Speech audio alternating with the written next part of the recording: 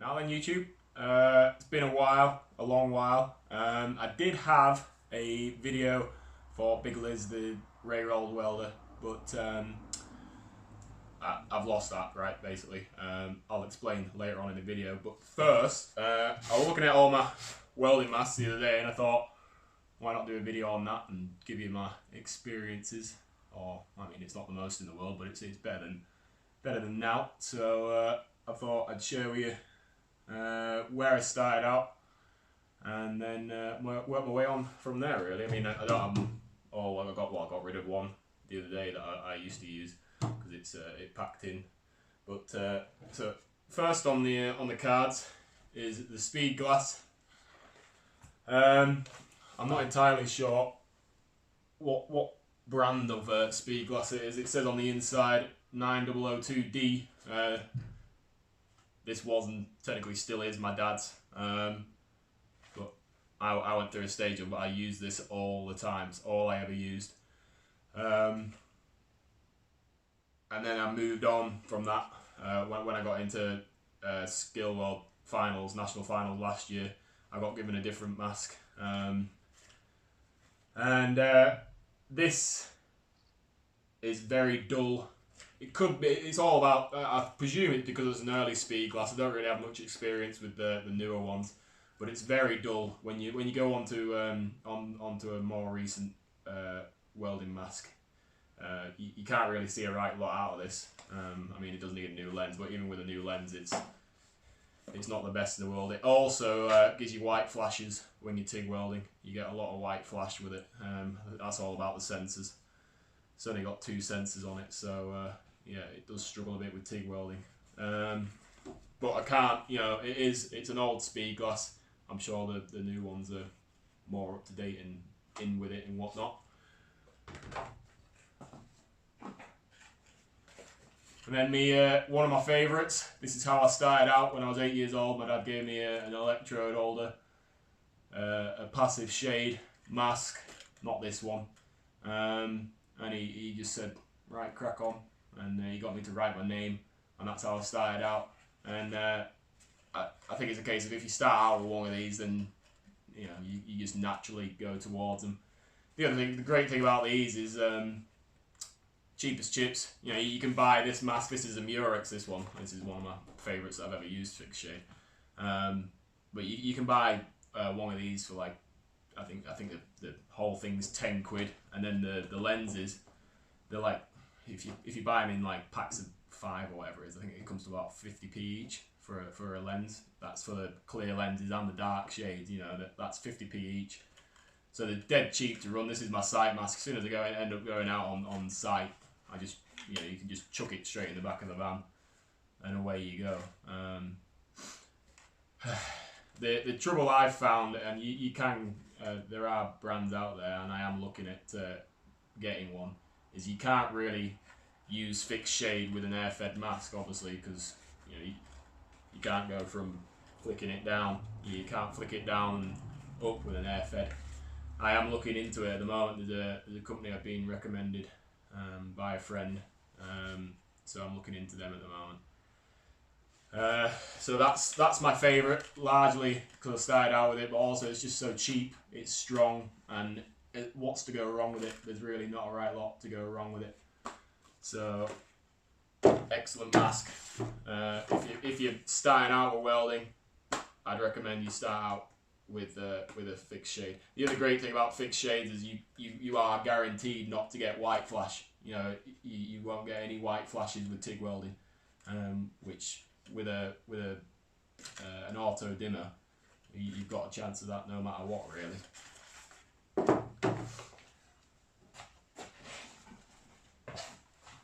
This is what I won that's what we got given last year in the Skill World National Finals. Really good mask.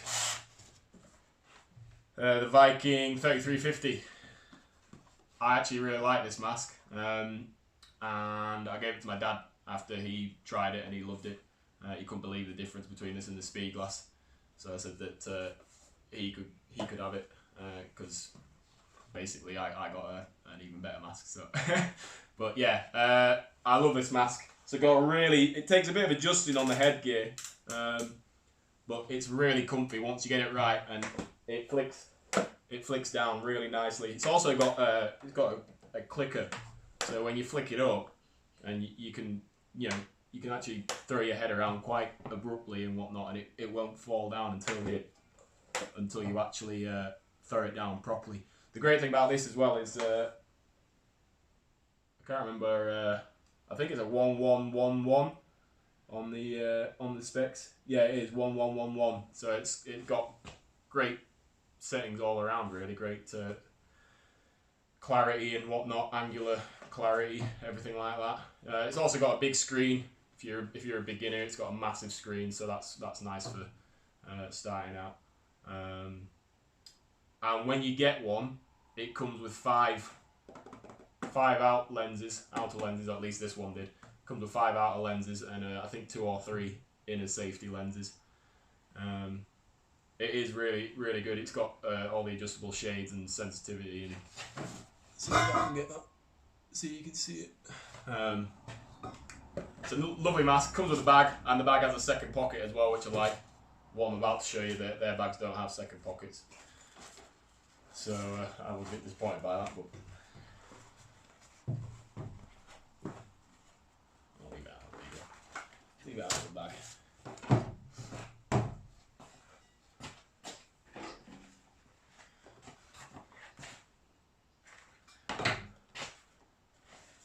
And this is the best mask I've ever used. The Optrel Panoramics, and you're probably wondering why I've got 2. And if I'm being perfectly honest, it's because within a week of me getting this one here on the right, a huge crack formed across the lens. Right where the nose bridge is, there's a crack just where the nose bridge is. Great thing about, so I'll explain this if you're not that up to date about masks. The shade, the mask shade sits right up to your eyes on this. It's like a pair of goggles, goes right up to your eyes, and that gives you a really wide vision. It says something about 6 times wider on your vision, and it's great for if you're doing like a right long run, like a really long weld, and you'll be welding, and you're wondering when this weld's going to end, and if you need to reposition. And it's really handy to be able to look out the corner of your eye and see if the end of the weld's anywhere near. I've used it quite a few times for that, like, so it is really. And a lot of people say, well, doesn't it get in the way, this nose bit? And I haven't noticed anything really. I would say it's a bit awkward. I did some welding on some pipe work, and I had to bend over the pipe work and look upside down, and the mask did flick up and the nose piece did just get in the way. But what I would say is, so this cracked, and I sent them an email. There's a form you fill out online, and I put a picture of the damage, and they said, yeah, that's fine, we'll send you a new one. And they sent me an email saying they'll send me a new one, and they never asked for the old one back. So I've kept it. So basically, I've now got 2.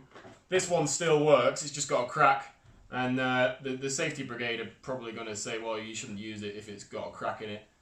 I mean, yeah, I can understand that, but it's my own choice. I wouldn't recommend anybody else do it, obviously. But if I start getting headaches or anything like that from it, then I'll stop using it. But I use this one whenever I go subcontracting out into workshops. This is the one that I take with me. This one stays with me. This one stays in the workshop, our workshop, and this one goes with me in other workshops, basically. I do like it. It's my favourite mask, like I say. It is expensive. You're aiming from, I presume they don't do this one anymore, so I can't give you a price, but 10, 15 quid to buy it. 200 quid, 400 quid. That's the difference you're looking at when it comes to buying your masks. there's certain things I don't like about this. For example, it doesn't have the lockout function that the Viking comes with. You know, it doesn't lock out when you flick it up. It only comes with one spare lens. I was actually really disheartened by that because you spend 400 quid on a mask and you'd think it'd have a handful of spare lenses, but it doesn't. It only has one. It has a spare outer lens, and it doesn't have any spare inner lenses. So I was actually quite disappointed by that. I've got to buy some more again. But it does make up for that in how clear it is and how comfy it is. It doesn't take much to adjust it, and you've got it automatically adjusts as well. So I mean, a lot of the time I flick from doing TIG welding to MIG welding. So you can set it to automatically adjust to whatever process you're doing, however many amps you're running, etc. And you've got like so you can go, so you can adjust it so that it will work at 1 to 2 shades brighter or 1 to 2 shades darker from the factory, and it will automatically work within those tolerances. And it has like a delay thing as well for tacking up, so it will slowly dim out if you're doing spray arc or anything like that, and you've got like red hot glowing tacks, or the ends of your welds are red hot and glowing, it take ages to dim out.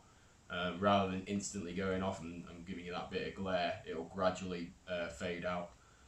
And then of course you can adjust your sensitivity and everything like that as well. You can, and this is how I tend to run if I'm not doing multi-process, you can put it into manual, and you can manually set your shade.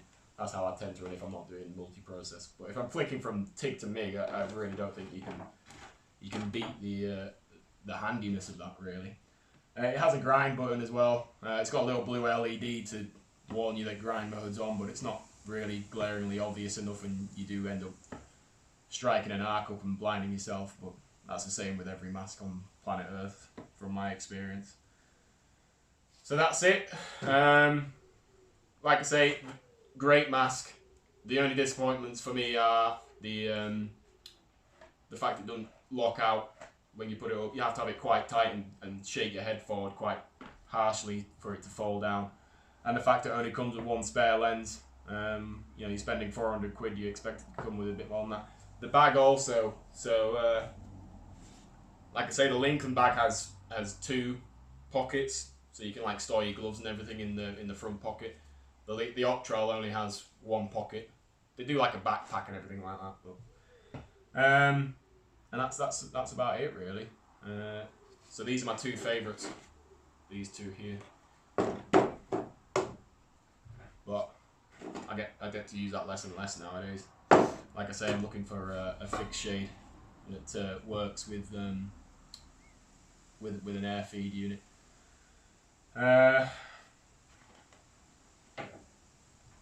So on to videos.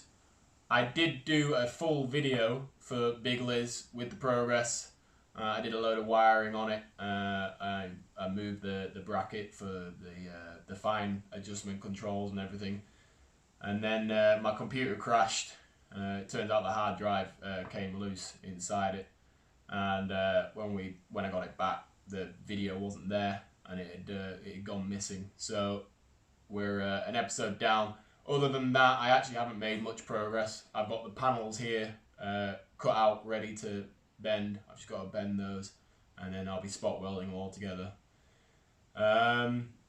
The 1550, the white Unimog, my dad's been working on that. I haven't been videoing it because it's not me working on it. He's put a fuel tank off a 13-ton eco liner. And he's also putting the battery box off. So it's going to have a plastic tank. Some people might go whoppy at that, but the plastic tanks are actually quite malleable, quite good for off-roading. And then it's also going to have the larger battery box off a wagon as well. And that's about it really, I think, off the top of my head. I've got a second lad and even now. More projects. Everybody needs more projects. I am going to be doing more videos. Oh, and I've got into this year's national finals as well for skill weld. So I'm going to be knuckling down and practicing for that, which prestigious Welders UK and Michael Fioric have sponsored me for that as well. So that's great of them. I thought I'd give them a shout out there, and they'll be getting featured a bit more and more in my videos. So I've got a BBW and a load of Fupa 12s cups to use in the finals, which is great. Thank you very much for that. And that's about it really. I just thought I'd show you my maths. Like I say, if you're starting out, if you have a work in a really harsh environment, I wouldn't go with panoramics. I'd look at one of the, if you do welding day in day out, I'd definitely look at one of the other optrel masks, something like a crystal or something like that. But for harsh environments, I don't think the optrel is really suitable. It's very much a bench life if you're going to go with the panoramics. Like I say, it's just a bit, that nose piece there, it's a bit fragile really. Otherwise, the 3350 Viking every time. It's a really good helmet. I can't knock it. I loved it when I first used it. I fell in love with it, and then like I say, things just progress and you get new toys and whatnot. I still use this. You know, if this is within easy reach in the workshop, then I'll use this all the time. You know, it depends. If it's right next to where I'm welding, then I'll just pick it up and put it on my head and use it. If you're starting out and you want to be able to use any mask that you come across, then I would always recommend going on to a passive lens or fixed shade, whichever one you want to call it. The last place I was contracting out to, actually, one of the lads had gone from one of these to a fixed shade, and he loved it. You know, he did a lot of TIG welding, and he preferred TIG welding with this. So, and then the Speedglass, everybody's heard of Speedglass, and they get really good reports. Like I say, that's just an old one, so don't really have much to say about it really. Anyway, thanks for watching. It's just a bit of gabbling really, bit of a natter, bit of an update. Like I say, I'm planning on doing more videos. I've got my laptop back now, so that's better. And I'm gonna get a better video editing software as well that doesn't make my laptop crash.